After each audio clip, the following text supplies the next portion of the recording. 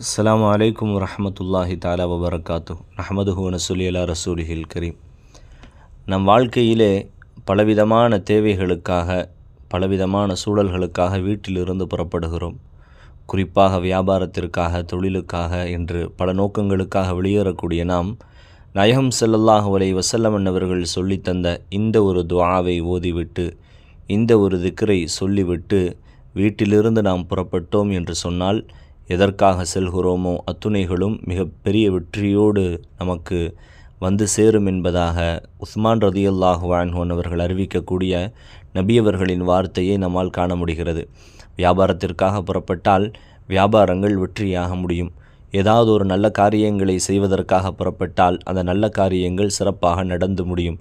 ஏதேனும் ஒரு நல்ல விஷயங்களை பேசுவதற்காக புறப்பட்டால் பேச வேண்டிய விஷயங்களில் அல்லாஹு தஆலா வெற்றியை தருவான் என்பதாகவெல்லாம் இந்த ஹதீஸை நபி ஸல்லல்லாஹு அலைஹி வஸல்லம் அவர்களின் வார்த்தைகளில் இருந்து நம்மால் விளங்கி கொள்ள முடிகிறது.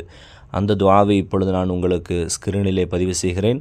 அந்த துஆவை பார்த்து என்னோடு ஓதிக்கொள்ளுங்கள். அல்லாஹு தஆலா நம்மின் எல்லா ஹலாலான தேவைகளையும் நிரப்பமாக நிறைவேற்றி தந்து அருள் புரிவானாக. ஆமீன். நபி அவர்கள் சொன்னார்கள், எந்த ஒரு முஸ்லிம் தன்னுடைய வீட்டிலிருந்து ஒரு பயணத்தையோ அல்லது வேறு ஏதேனும் ஒரு நோக்கத்தையோ நாடி புறப்படும் நேரத்திலே இந்த வார்த்தையை சொல்கிறாரோ, எந்த வார்த்தை? ஆமன்து பில்லாஹி, இஅ்தஸம்து பில்லாஹி, தவக்கல்து அலல்லாஹ், லா ஹவுல வலா குவத இல்லா பில்லாஹ். மீண்டும் சொல்கிறேன்.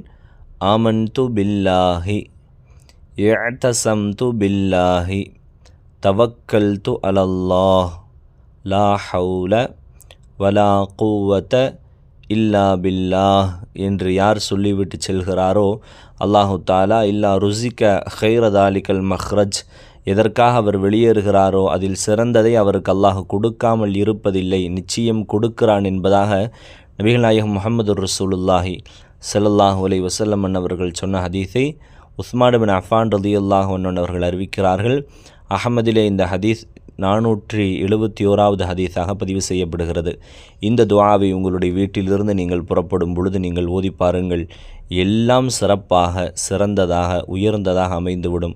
ஒரு பயணத்தை புறப்படுவதற்கு முன்னால், வீட்டிலிருந்து வெளியேறுவதற்கு முன்னால் பலகட்டமாக அது பிஸ்னஸாக இருந்தாலும் வேறு நல்ல காரியமாக இருந்தாலும் அதை வெற்றியடைய செய்வதற்காக பலகட்டமாக நாம் பலர்களிடம் பேசுகிறோம். ஆனால் அல்லாஹ் சொன்ன இந்த சில வார்த்தைகள் பலர்களிடம் பேசுவதை விட மிகப்பெரிய வெற்றியை நமக்கு ஈட்டித் தருகிறது என்று சொன்னால் இதை நீங்கள் பயன்படுத்துங்கள். அல்லாஹு தஆலா ஹைரான நல்ல பயணத்தை மேற்கொள்பவர்களாகவும் நாம் செல்லக்கூடிய பயணங்கள், நாம் பேசக்கூடிய விஷயங்களை வெற்றியானதாகவும் உள்ள ரஹ்மானாக்கி வாழும் காலமெல்லாம் ஈமானோடு வாழச் செய்து பிறர்களிடத்திலே மரணம் வரை கையேந்துவதை விட்டும் அல்லாஹு தஆலா பாதுகாத்து அவனை அஞ்சி வாழக்கூடிய நல்ல மக்களாக ஆக்கி அருள்வானாக. ஆமீன்.